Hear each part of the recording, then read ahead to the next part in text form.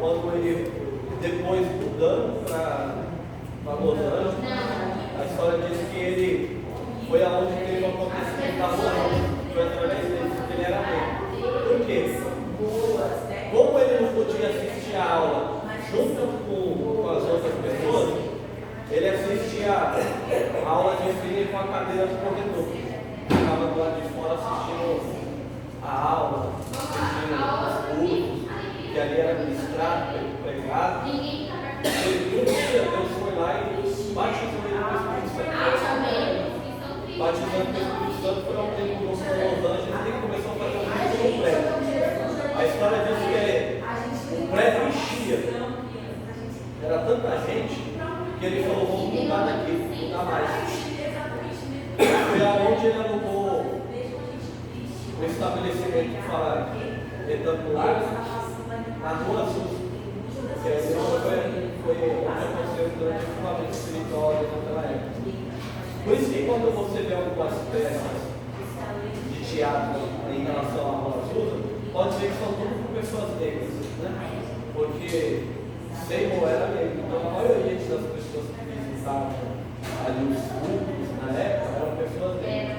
A partir daquele momento, o movimento espiritual foi tão grande que agora as pessoas, tanto brancos como negros, começaram a cultuar juntos.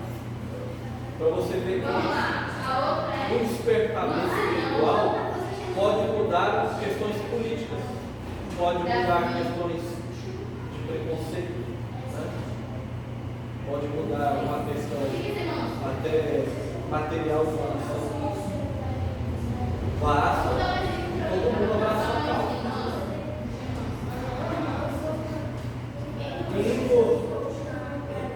Indo mais à frente, os avivamentos mudam a história.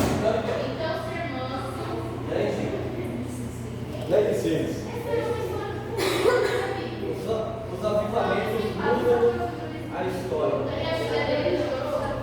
Impactos do mundo. É conceito de ordem, a informação dos maiores avivamentos trouxeram impactos concretos na política e na economia, na cultura. Poderíamos criar inúmeros exemplos, mas fiquemos com um que ocorreu nos pentecostais nos Estados Unidos, no contexto de trajeto do racismo, a tentação mesmo entre as igrejas históricas, foi possível contemplar vítimas de séculos de conflitos raciais, cultuando ao Senhor, falando de línguas estranhas e se alegrando no Espírito Santo. São um verdadeiro avivamento espiritual, removem o pecado da divisão de comunidades. Foi o que nós comentamos. Qualquer divisão que possa haver a questão do reavivamento espiritual quebra nós, quebra, desfaz, e o povo começa a entender o verdadeiro significado da união, o verdadeiro significado de uma igreja unida. Agora imagine se houvesse aqui uma divisão. Como é que a gente poderia enxergar aqui o agir do Espírito Santo de Deus? Porque algumas igrejas deixam de sentir o verdadeiro movimento espiritual por causa da divisão. Por isso que quando a gente começa a fazer grupinhos em conjunto, né? Aquele leva para aquele lado, aqueles levam para aquele lado, aí começa os problemas. Na verdade, aí sim começa os problemas. Começa a fazer grupo, aí começa os problemas. A mesma coisa é com a liderança. Imagine se eu começar a fazer um grupo, o pastor vai fazer outro grupo. Como é que faz outro grupo? É um problema que eu nunca presenciei, mas já ouvi falar de pastor. De que o A deixou de participar porque ele concordava com algumas coisas que passou e ainda levou a parte do rebanho com ele. Difícil, né, pastor? Difícil. Tem gente que, é igual nós estávamos comentando, né, às vezes a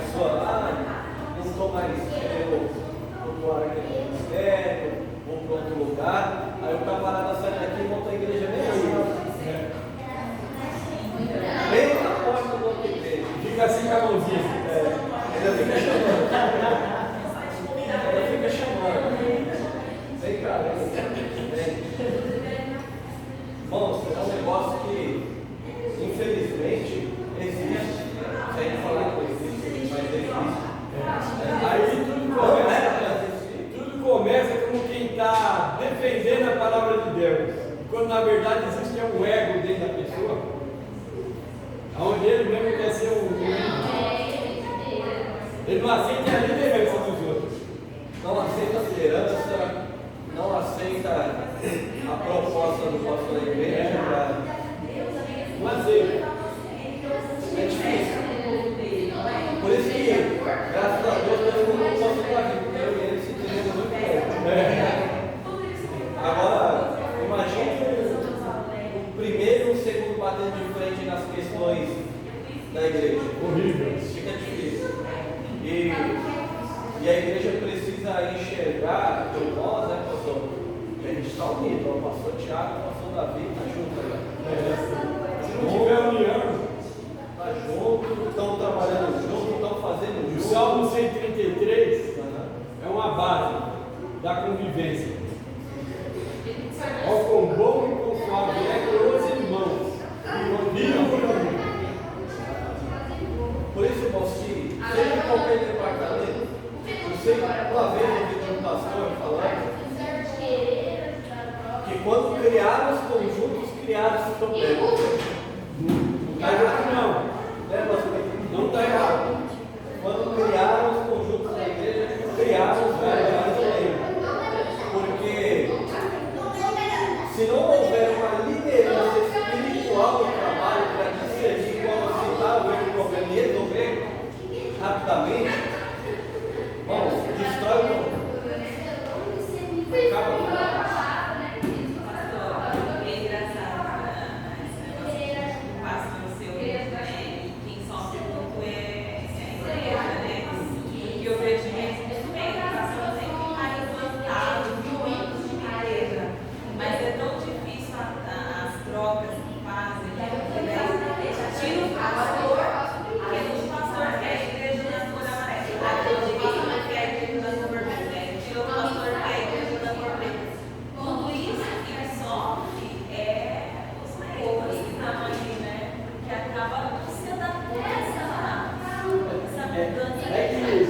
É um tipo de uma estratégia, porque acontece outros tipos de problema também. Quando um pastor fica muito tempo num lugar só, entendeu? Eu não vi acontecer em vários lugares. Daqui a pouco ele começa a achar que é ele que controla ali. Aí cria problema no ministério. Já teve vários problemas assim. É igual a gente teve, assim, a igreja sofreu bastante com isso, né? Aí o pastor André, de repente, tiraram o pastor André, ficou tudo bem. Aí, de um mês para o outro, tiraram o pastor Daniel, assim, aí foi aquele choque.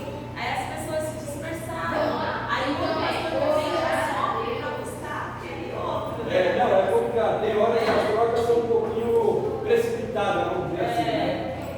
Tem hora que a gente acha mesmo, que, poxa, mas tem umas trocas que às vezes é um pouquinho precipitada. Teve uma coisa que talvez o ministério teria canalizado um pouquinho mais para fazer as trocas. Ir na preparação, conversar, saber como que o pastor Tiago aqui. Eu acho que o ministério tinha que ser mais amplo no sentido de auxiliar o pastor. Vir aqui conversar com os membros de igreja, cada um tem uma opinião diferente. Se você for ouvir a opinião de todo mundo, ninguém faz nada, né? Mas ouvir os membros,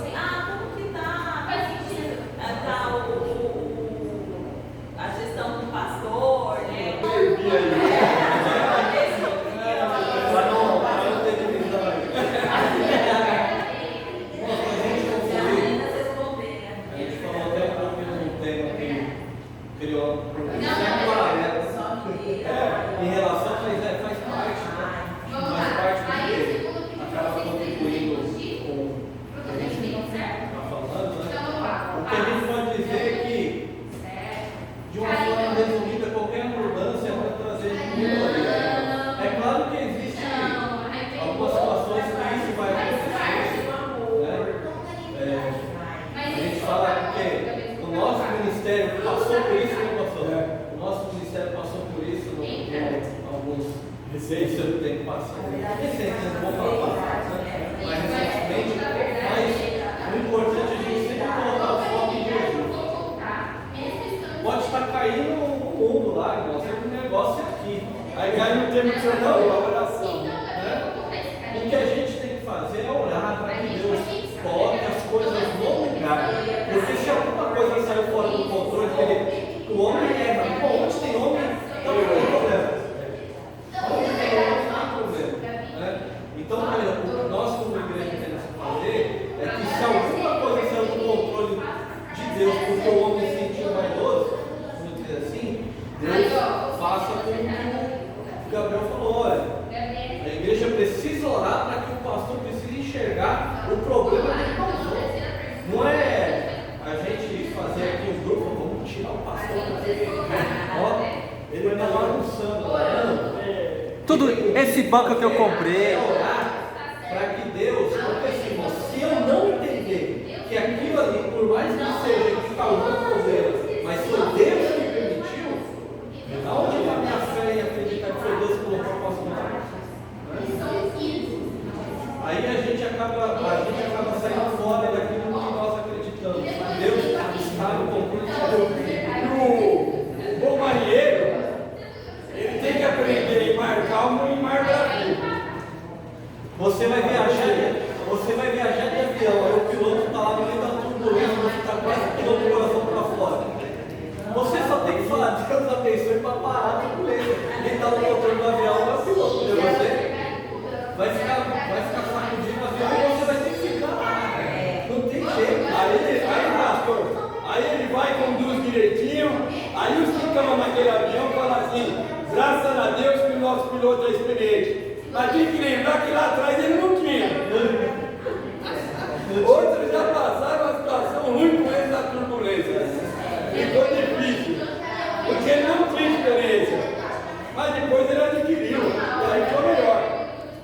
Então, essas questões de às vezes alguns pastores que não têm experiência, quem vai estar, por exemplo, nessa situação, vai sofrer um pouquinho, mas lá na frente, ele vai ter uma experiência boa para lidar com as pessoas. Então, quando nós tivermos com uma pessoa que está na experiência superior, vai bem. Mas antes de ele ter a experiência, ele não tinha. Mas o pastor Tiago foi capacitado por Deus, né? Não tinha. Agora tem. Tem. E não está fazendo mal a ninguém. E o avião está indo. Tá, graças a Deus. Tem algumas turbulências aí, Faz parte. faz parte. Irmãos, é claro que qualquer um, né, para poder estar à frente de um trabalho, o diácono, ele não nasce diácono, ele vai se preparar para ser um diácono, o cooperador, ele não nasce cooperador, ele vai se preparar para ser um cooperador. O pastor não nasceu como pastor, ele se preparou, né? Cooperador, diácono, presbítero, né? Assim é com cada um de nós. No meu trabalho lá, eu preciso saber o que eu faço. Eu tive que aprender. A experiência, no decorrer do tempo, foi incrível. Hoje eu exerço a sua presença. Mas o que eu não posso esquecer é que eu sou totalmente dependente de Deus, né? Porque o pastor pode ter 30 anos de ministério. Se ele achar que sabe alguma coisa, uma hora dá problema. Uma hora vai dar problema. Tem que entender que é totalmente dependente de Deus, a obra é Deus que dirige, né? Eu ainda acredito que qualquer situação, mudança que precisa acontecer, Deus mostra, Deus fala, Deus avisa, Deus usa os profetas dele. Então,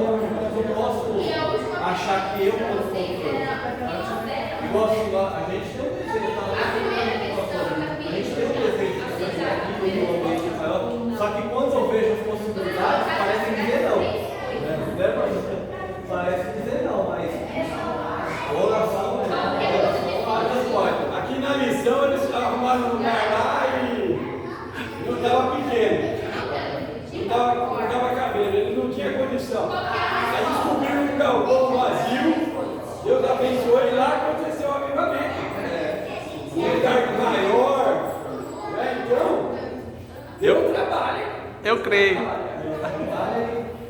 E a gente não sabe nada. Só concluindo, o que a gente consegue absorver da lição é que o avivamento ele consegue tirar qualquer divisão, consegue romper qualquer barreira dentro da igreja, consegue trazer o despertamento. Embora, né, claro que a gente está falando aqui de vezes passar por um avivamento ascético. Qual avivamento que nós ouvimos falar recentemente? Em Asbury, né? Lá nos Estados Unidos está acontecendo. A nação, ela precisa viver um grande avivamento para que o que foi lá no século passado aconteça novamente. Tem um livro da Bíblia, né? Quando a gente tem a parte que o missionário foi muito envolvido por isso, ele escolhia de pessoas, e esses caras de pessoas, eles ficavam ansiosos para que ele pregasse. Ele foi lá, ele se levantar e ele fala: tem a presença de Deus aqui, então tem o Espírito Santo aí, como vocês confirmam que a pessoa que já foi real. Aí as pessoas, aí eles não se organizam, mas ele estaria indo pregar. E é o momento que ele fala, aí ele chegando, com ela fica assim, fala, dele que primeiro, então, foi embora. Isso que o senhor falou, a irmã Cleide sonhou esses dias, né? Ela me cutucando de madrugada sonhando, né? Me manda a passagem, se o meu povo. Como foi, filha? Forte, assim, eu sem saber. E eu vi, assim, céu aberto, com a mão estendida, e uma coisa bem forte, bem forte.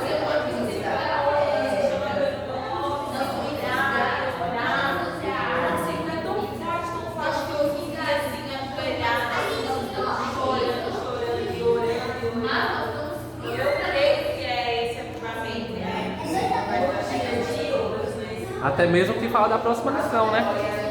Até mesmo que fala da próxima lição. Que fala da próxima lição, isso eu só encerrando, né, depois eu passo que vai comentar a irmã acerca da irmã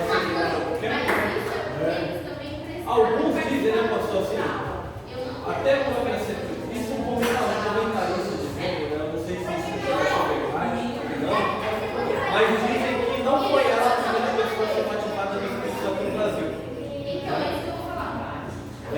Claro que a Igreja Batista ela já estava aqui já no Brasil, isso já há um bom tempo. Só que aí um comentarista disse que foi um pastor batista do Rio Grande do Sul em 1908, mais ou menos, né? Que foi antes da chegada de Daniel Berg no navio. Porque quando esse comentarista dizendo, não sei se isso é de fato verdade, porque a CPAD passa que foi a irmã Celina que foi a primeira batizada pioneira, né? A primeira batizada no Brasil. Só que aí, esse conjunto de informação depois indo mais a fundo, o próprio Bonavenga indo para o Rio Grande do Sul pregar lá, eles já dizem que já tinha uma evidência de um pastor já lá que já tinha sido batizado com o Espírito Santo. Isso bem antes da irmã ter sido batizada. Então, há esse certo tempo, porque até então ninguém registrou em cartório. Esse aqui foi o primeiro, mas existia um memorando, uma escrita na época, né?